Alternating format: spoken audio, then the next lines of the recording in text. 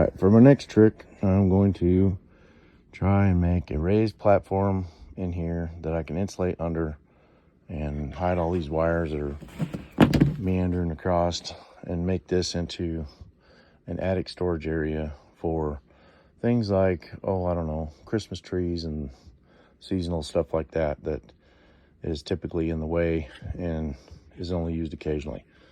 So I'm going to try to get some storage here to reduce storage in other places that is kind of crowded. All right, so here we go. All right, so I started with 2x6 up against the trusses, straight up and down to where it touched, and then I went 16 on center, and then we got our 1/2 inch plywood on top of that, and then I filled that in with insulation in the bays. This is all scrap stuff, so I didn't really care about the lengths. I'm gonna stick a 2x4 alongside here to brace that up once I butt them together, and I think we should be good. So I don't know if you noticed over here, but we got an air splice, so I'll have to fix that, stick it in a box, probably nail that to the outside of that 2x6 there, and away we go. I ran out of insulation, so we'll see what happens here.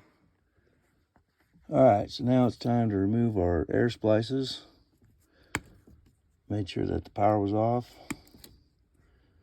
and we're going to stick this inside of a junction box to eliminate this madness. Boy, they really did a number on that.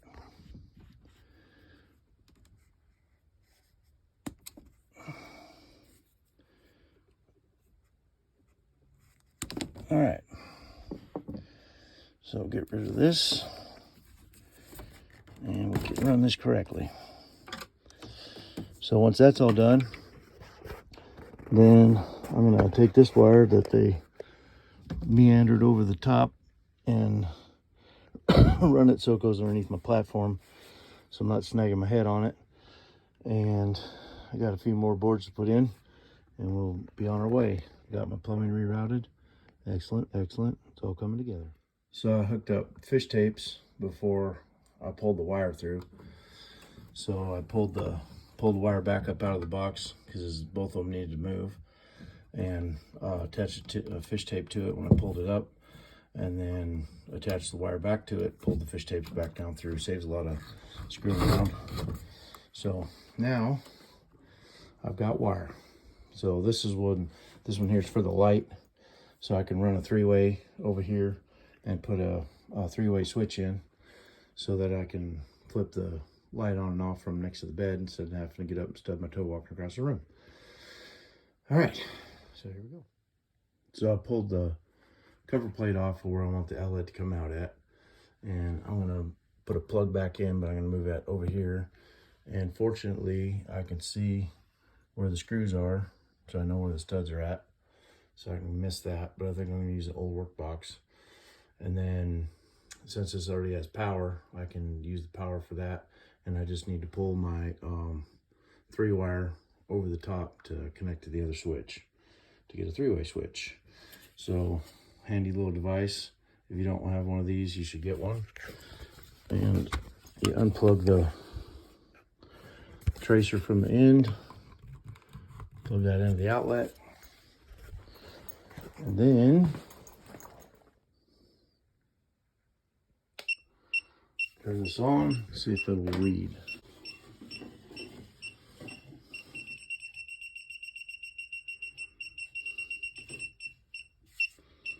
Let's go with that one. Boom, lights off. All right. So I tried to eyeball the location, and then I measured. I was off a little bit, so I had to move my lines down.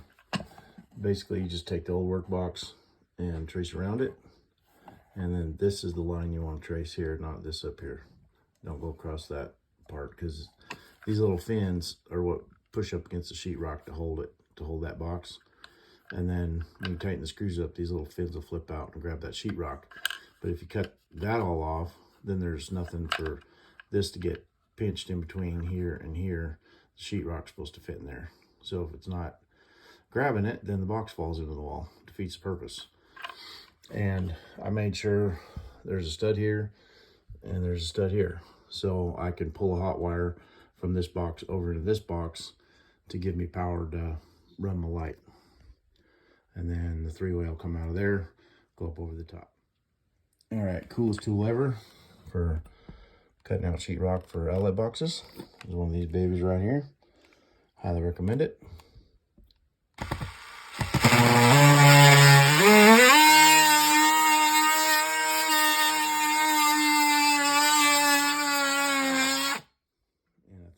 Hit some mystery studs. Okay, I lied. It wasn't mystery studs. It was plywood. Yay. So now I can get in behind here and run the wire. Now, if I'm going to run up inside this chase, I want to push that insulation out of my way and get inside the paper so that I don't tangle the stuff up into the insulation. So that's the next step. All right, so we got the hole there, and I marked the spot up on the ceiling. Now I gotta measure over from there to where the stud is gonna be and try to hit kind of where the edge of the stud is and get in behind that piece of plywood there, and then bring the bring a fish tape down the wall and then pull the wire back up through. So that's going to be my next challenge. So I'm going to turn this one into an outlet, but I need to fish the wire here because I can work through this hole a lot better than I can work through that hole. So once I get the wire in here, then I'll run a fish tape across over to here, grab a hold of the wire, pull it over to that box. So that's the next challenge. Right, so I drilled a hole where the rod come up at, which I bumped and it fell. So as I went down inside here, I could feel where that piece of plywood was that normally you'd be running up against the sheetrock, but I got plywood there.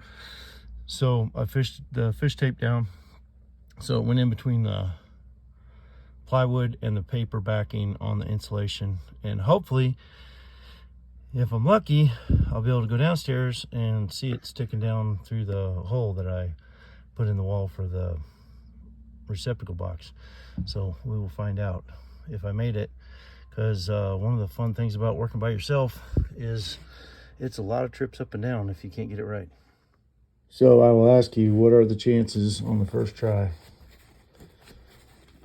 What are the chances? Slim, but not impossible. So something else I discovered once I got in here is that there is another stud that's in between here and there. So there's another stud right here on that side.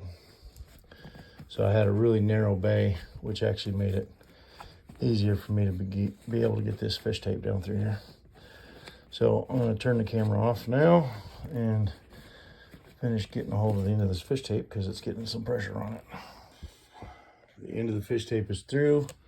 I'm going to use the ground wire, hook it on there, wrap it around nice and tight, and then I'm going to fold these other wires up and then secure everything with some electrical tape and then pull it back up through. Okay, so wrap that up with some tape. Make sure you don't have any real big sharp edges or danglies sticking out or anything like that. I actually used the casing on this wire to wrap back over the head of this and then taped it up to keep it smooth so it'll go through the hole. But I drilled a decent sized hole up top, so it shouldn't really be a problem, I don't think, getting it up there. And this would be nice to have two people because you could have somebody pushing on the bottom, somebody pulling on the top, but I don't have it. So now back upstairs to pull. Okay, let's see if I can get this on film. Nice and easy, nice and easy. Don't force it. I can see it.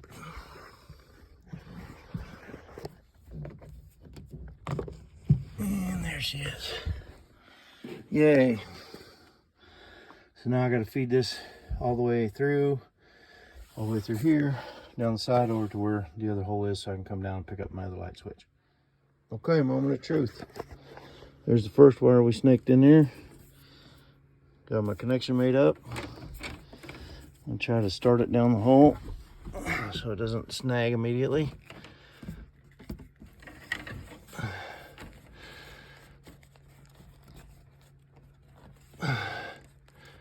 And I may have trouble with this one getting it into the box, but I'm sure that it will get in there eventually. All right, lots of kinks in the wire. That's always good. So just look and make sure you're not going to snag up on something when you're pulling it through. I got to pull more slack out of this wire. So go back down and pull the wires. Okay, so we're down here where the fish tape's coming out at. Start gently, gently, gently, gently. It's already starting to hang up, so that means it's coming through. Make sure it's not on the box as it's coming through. And voila! Perfect.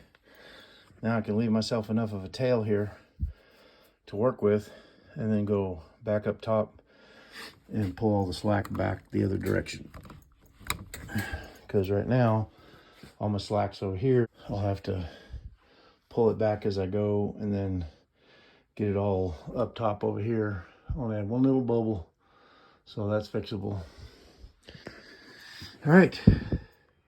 Okay, so I didn't have much slack, so I went ahead and pulled that out. And then the last step would be to staple the wire down and keep it straight as it goes underneath there. I didn't show that part.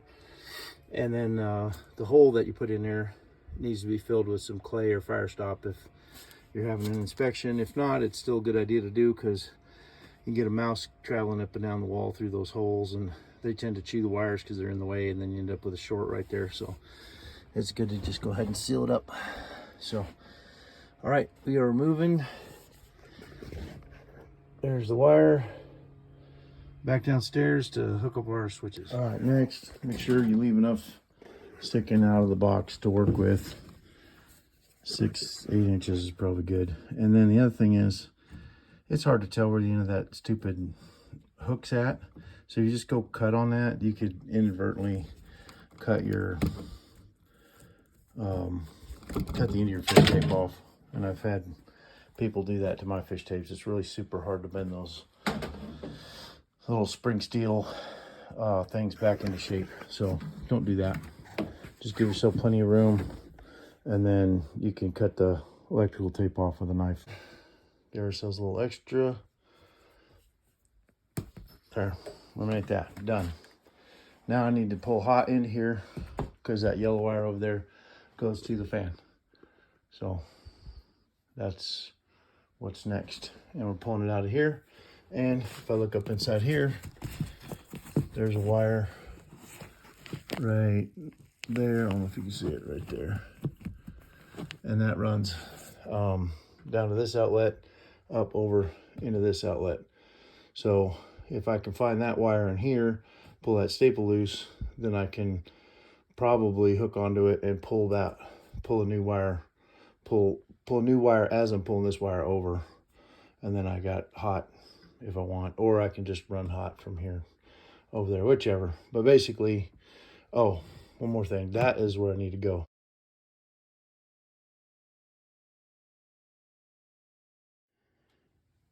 All right, nearly 3 days later, and after many interruptions, I got the second wire pulled through. So I can go ahead and clip off plenty extra so I can leave some tails for hooking things up. Yay. So now, next thing I need to do is tie all my hots together and my grounds together, leave a jumper off of the hot to run the switch, and then strip these wires back so I can get my 3-way switch in there. This gets hot to come over here for the outlet. And that, my friends, is that. Okay, next step. Green wire nut. You got a hole in the middle of it. Twisted my wires together in a clockwise direction. Slip that down the middle. Tighten that up. I'm gonna need both hands for that. to get it on there tight. And then I can push it to the back of the box. Then the next thing I want to do is I don't need my whites. They're just traveling, taking the power through. So I'll take all my white wires, strip those back, and connect them all together. And then what I'm left with is just black wires. So the black wires are going to get tied together, but I'm also going to bring a hot off of the black. So we'll show you that when we get to it. And then this is on our 14 gauge wire that goes to the other switch, and this hot is going to be a traveler, so this one is not going to get tied in with the hots. That's going to get hooked to the light switch. So if you understood all that, good job. Okay, so we got whites together, blacks together. We still got our traveler. This is our other traveler that goes to the other switch, and then we got to add our hot. So I should have put this in before I got that all tied up, but better late than never. So I'm gonna go ahead and tie this in to this one so that I have a jumper to get hot to the switch, because this is the side of the switches that the hot comes in on. The other side goes out to the light. Okay, I had to put red wire nuts on there because I got more than 2 wires coming in, or 3 wires. So now the next thing I need to do is fold this into an accordion and get this into the back of the box. And the same with this one. And so I want these all the way in the back of the box as far as I can get them. I'm gonna leave my ground kind of stick out because I still have to be able to hook it up, but leave enough room to push this up out of the way. And then I'll just have just the wires that I need sticking forward. Here we are, 3 wires left. A red and 2 blacks.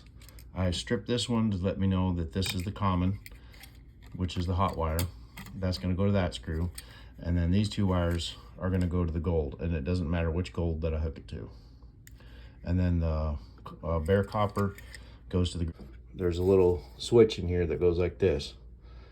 Flip the switch is in the normal position, flip the switch, it goes up to here. Flip the switch back, it goes over to here. That way it's always carrying power through one of these wires over to the other switch. So you always have one side that's going to be hot. Now on the other switch, you have the wires coming in, and the hots, if the hot's coming in here and the switch is in this position, it's on. If it's in that position, it's off. If the hot's coming in here from the other switch, then this position, the light's on. This position, the light's off. And so that's how a 3-way switch works. So hopefully that demystified it a little bit. First thing I did is hook up my ground. Then I hooked up my 2 travelers, and then I hooked up my common last. So that way I didn't get confused.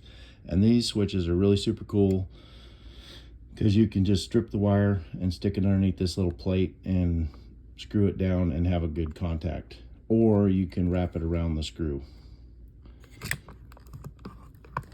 So now we just accordion these wires, stick it back in here, and this actually does have an indicator on here that says top. Although with a 3-way switch, it's actually not that critical on which direction it gets placed in there. So next thing I want to do is make sure that I get my screws lined up in there so they're not going to strip out, especially if I'm using a metal box. Plastic boxes are a little bit more forgiving. Normally I like to start all my screws with a screwdriver by hand so I can feel it if it's getting cross-threaded. And then I want these fins to be flush with the wall, so I don't have to tighten that any more than that. Now I can cut a little washer out of a piece of rubber hose and stick it over the end of that screw and take up whatever space is remaining here. In fact, I can screw the outlet in, stick the rubber hose up there, mark it on the side of here, cut the rubber hose off, take this screw back out, stick the little piece of rubber hose on there, tighten that back up, and it automatically adjusts this flush and holds it tight so that you don't have play. But this one's nice and tight, just with the tension on it, because I've got that plywood in the wall behind it, so it's not all floppy, even though this is cut out too much here. Okay, so this is just a standard outlet. Hot goes to this side, neutral goes to that side, same side as the ground. and then I can put that in the box, put that back in there. But I'm going to change this outlet out to one of these deco types or whatever, since I'm kind of doing that throughout the house anyway. And then now I get to come over here and put those wires together. All right, so first thing I did was strip all the casing off of here, and then put my whites together, put my grounds together. So I'm going to twist my grounds together and get a wire nut on it. And then I'm going to strip my, I'll cut these off even, strip this back, twist those together, put a wire nut on there. So now I'm left with 3 wires again. And I got to remember, this is my common because it goes up to the light. And then these are going to be my 2 travelers. And they're called travelers because all it does is it allows the hot to travel between either this wire or that wire, depending on which way the switch is flipped. So I'm going to make all that up and get that switch ready. All right, so phone call, 2 texts, and several interruptions later, we've got that one put in, this one put in, and I've got to make this connection up if I'm going to make this lock. So we take our old work box, stick it in the hole, and if you spin this rapidly, it tends to do a better job of flipping the little fins out. This one missed. You just got to be careful you don't back it off so much that you drop the fin down the wall. So anyway, I'm going to fool with that one just a little bit more. All right, so we got our new outlet in place. This is one that's got the USB plugs in it, and it does the label white and black ground down there. Simple, but you need to leave lots of room in the box because this thing's huge. So it's nice to only have 1 wire coming in there. So I'm going to go ahead and tighten that up and then put cover plates on, and I should be ready to test it. All right, see how we did. So light works.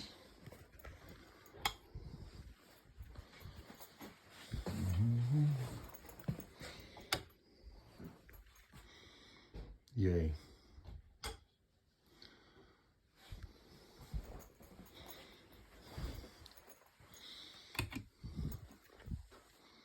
Yay. So this started out as I needed to paint this room, but Christmas stuff is in here, so that needed to go in the attic. So need to finish the attic to get the Christmas stuff up there so that I could paint the room. But before I could do that, I had to fix the electrical. So here we are. All right, so the last thing we needed to do on our electrical here was to get the that air splice taken care of. So I was able to get that into a box. The wires are just barely long enough. Tried to put the box up high to get it above the level of the insulation because you don't want to bury those. And then the only thing left to do on that is put a cover plate on. Now, if I wanted to, I could have also just stuck an outlet in there and put a regular outlet cover on. I don't know if I did that on that one. But anyways, so it just gives you another place you can plug stuff in if you're working in the attic. But since everything's cordless now, that's not as important as it used to be. And since I hung lights in here all the way down, I don't have to worry about having many lamps or anything like that to get stuff done up here. So anyway, something to think about. So my pipes are in the trough. That's ready for insulation. The only thing I need to do now is pull a couple extra outlets into that bedroom and put a switch and a light in the closet. I don't know if I'll show that part or not. But anyways, off I go. So we're at this stage of the game now. You cannot fit a full sheet of plywood up through the attic access hole. So I had to cut them a little bit smaller, bend them, do all that to try to get a sheet in there. And we are insulated. We got our joists in there, all pieced together and scabbed up with some 2x4s, but at least it's all in there. And I may put some blocking in on the edges. I don't know yet. I may just run some thin sheets over the top. We'll see what happens. But anyway, got that all insulated. This is R30, so this is made for a 10-inch cavity, and this is a 2x6, so that's 5.5. So I did a little bit of insulation stretching and ripped some of the extra off of the bottom edge.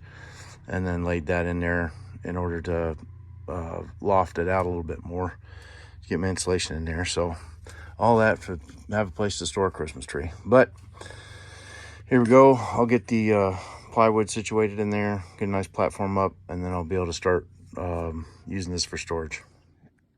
All right, here we are close to the last phase. I've got plywood in for the decking part. I leave this little recessed area here next to the steps, so if you're bringing up big stuff, you have a place to put it before it goes up on top. If you're trying to lift it clear over the top, you can't get long things in, so it just gives me a better angle of attack there. So anyway, next step is to roll out some carpet. So I don't know what the R value is of the carpet that I added in there, but it is certainly easier to crawl around on.